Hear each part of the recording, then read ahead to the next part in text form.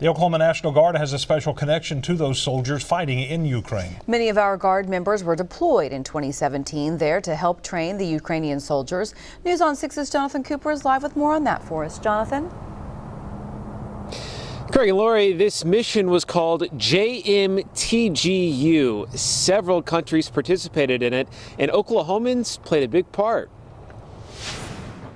As the fighting in Ukraine intensifies, members of the Oklahoma National Guard are watching on from thousands of miles away. It's tough. It's heartbreaking to see. Colonel Colby Wyatt says he has a lot of friends over there, in large part because of a deployment to Ukraine 5 years ago. I saw a lot of similarities between their people and our people. In 2017, just 3 years after Russia invaded Crimea, Wyatt and members of the 179th Infantry and 279th Infantry were deployed on a mission called JMTGU, or Joint Multinational Training Group Ukraine. Members of the Oklahoma National Guard and military from other NATO countries were sent to Ukraine to train the soldiers in combat, defensive tactics, and security. To kind of give you a picture of what the Ukrainian forces were at the time, they were small, a little bit underfunded, and they would come in with about an 11-day boot camp for their brand new soldiers.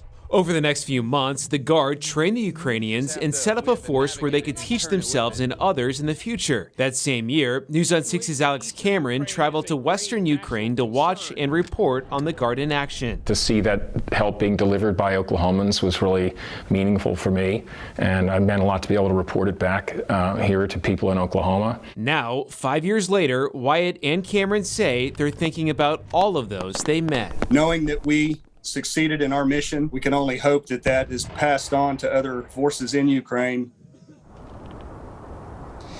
During that mission in 2017, the Oklahoma National Guard also went out into the community and went to some local schools as well to teach the students English. Reporting live in Tulsa, Jonathan Cooper, Oklahoma's Own News on 6.